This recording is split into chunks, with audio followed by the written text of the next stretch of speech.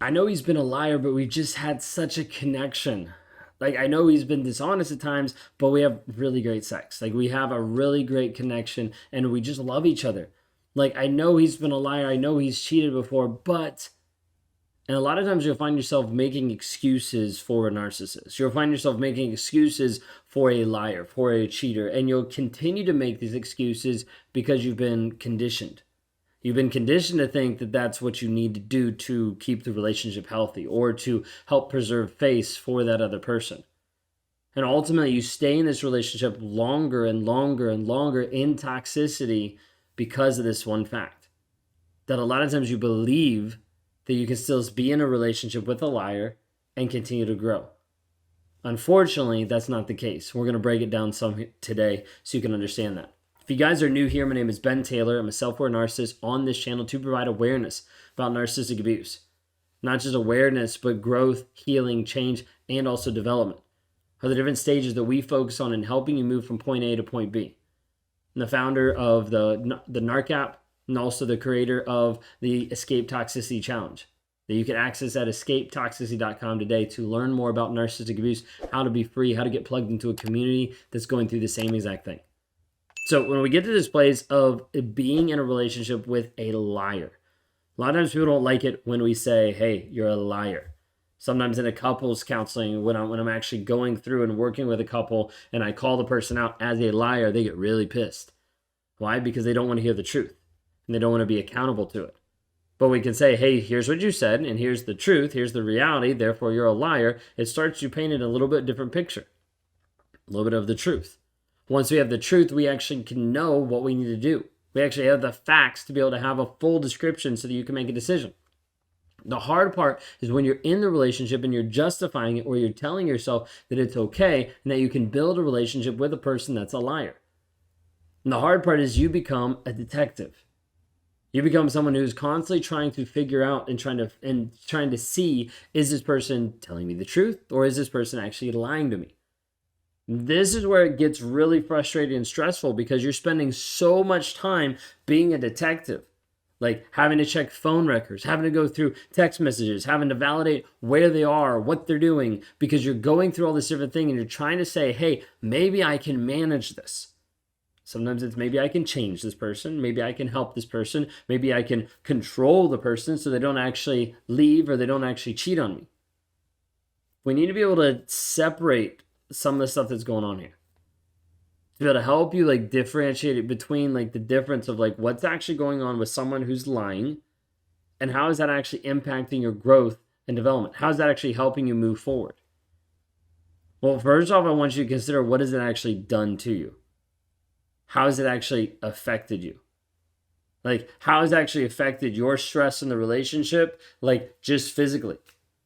Of like, you've been up late at night trying to look at different things. You've lost sleep because of this. Like, you've been constantly paranoid, and as a result, it's distracted you from other things, and it's left you with a lack of energy. Like, overall, like, the relationship is suffering because you're like, hey, I'm not sure what's going on, so you're doubting everything. And you should be, because this person's a liar, but there's this piece there that's adding this level of stress that you've never had in your life before. Like, it's slowing down like your personal growth. It's starting to isolate you from friends and family. It's starting to bring you to a place where you're like, maybe I'm just crazy because I don't see the proof. But I know he's lying, but I caught him in a lie. It slows you down of being able to develop a genuine connection with yourself because you're constantly in doubt with yourself of wondering what is actually true, what is actually real. You get to the place where you have strained relationships with your friends and with your family because you're starting to question them. Well, is this what he said? Like, what actually happened? They're like, why are you asking these questions? And you don't want to tell them because you don't actually admit, hey, this is what's going on. You start to realize that it infects every aspect of your life. It gets to a place where it starts to infiltrate inside your business and it starts to make you doubt your decisions. Because you're like, wait a second, maybe this isn't the right decision. Maybe this isn't true. And it'll have like compromised teamwork. Like you're trying to work with a team and it results in erosion of trust because you start to doubt and distrust everyone. Like, this piece of being with a liar and thinking that you can continue to grow will slowly seep into all of your life and destroy all of it. There's not a piece of your life that is not touched by it. You might think that it is, but there's not. It slowly permeates over everything. So I want to ask you today, like, what if you didn't have to play detective? Like, what if you didn't have to stress yourself out about what he's actually doing? What could be true if you were actually able to be in a good relationship that would prioritize honesty, that there would be this trustfulness, that you would be able to show up and be like, hey, can we be honest? The other person actually would be honest. What would that actually look like? Like, what would it feel like if you didn't feel chained down to constantly going through another person's phone or text messages or phone logs or anything just to validate if they actually were being honest or truthful or loving or caring to you? Like, that takes a lot out of you. What would be true if you didn't have to do that? How could you be free? What would that actually feel like?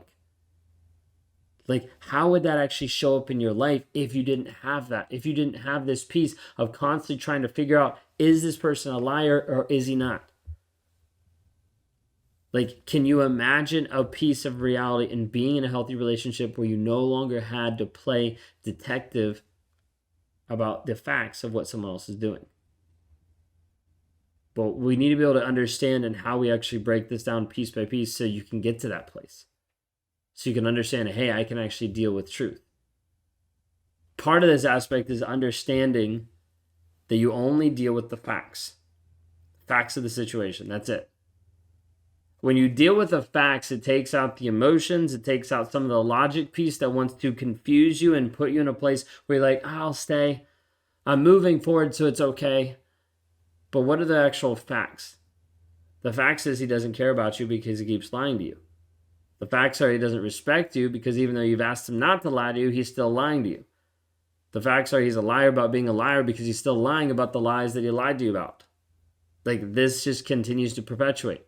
Getting clear about the facts and understanding how this person actually does not exemplify any piece that you actually want in your life. But we have a good connection, but he loves me so much because of he's also a liar. So how do you know anything that's true in the relationship? Well, because we felt this way, because it was so great. He's also a liar. Like, we have to get back to the facts of the situation. That is the only thing that will actually help you be free, is understanding, hey, this is a piece of it that you need to be able to understand loud and clear. The facts are this person is a liar. Now, how is it actually helping you move forward?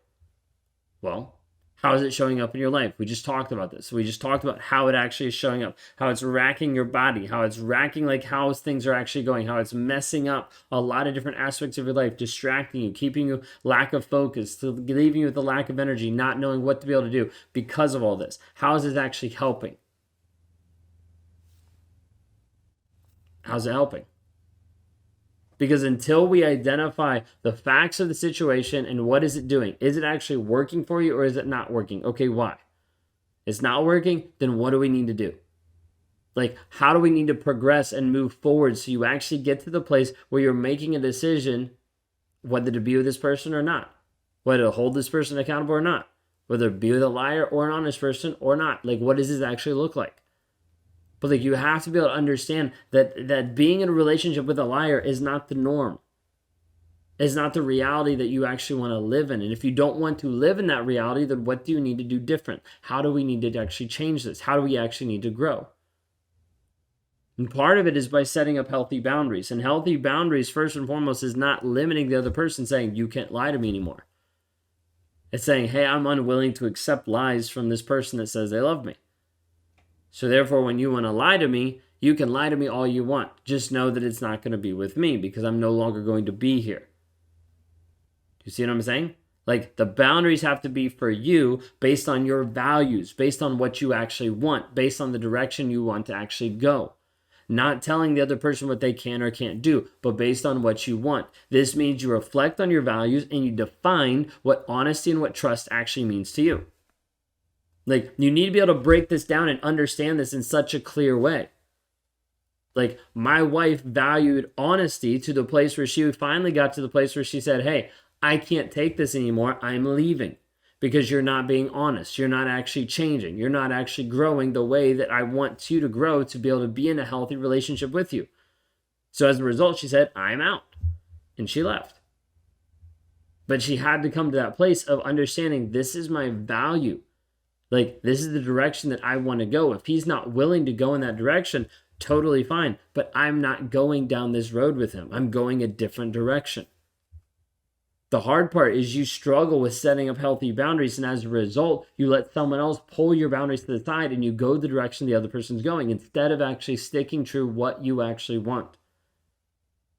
This a lot of times is hard because you haven't had support. You haven't had someone teach you how to set healthy boundaries. You haven't had someone actually come alongside and say, hey, this is what a boundary looks like. This is what it's good. This is what's bad. Help you move forward in that direction. That's what we try to help people with. How to break free of the trauma bond so you no longer go back to that toxic person or get with another toxic person. How to set healthy boundaries that are directional focused so as you continue to go through life, it limits the people that are actually sideswiping you and pushing you off the road, but helping you continue down the direction you want to go. Unless you develop these boundaries and these values, you'll consistently stick with someone else and you'll tell yourself the lie that you can grow with a narcissist. That you can grow with someone who keeps lying to you, that keeps cheating on you, that keeps abusing you.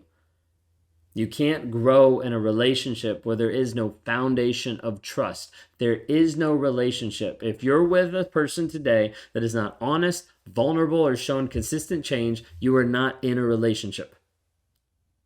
Period. And you need to get free. And you need to find someone that actually is honest and accountable and willing to be vulnerable and show up every day working on themselves.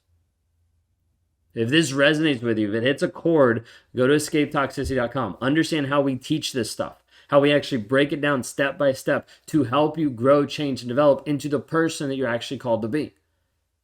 But you need to make a move. You need to make a choice because you cannot stay in a relationship with a liar and grow. You cannot break the trauma bond while you're still stuck in the abuse. You cannot work out of the rumination while you're still stuck in the toxicity. That is up to you.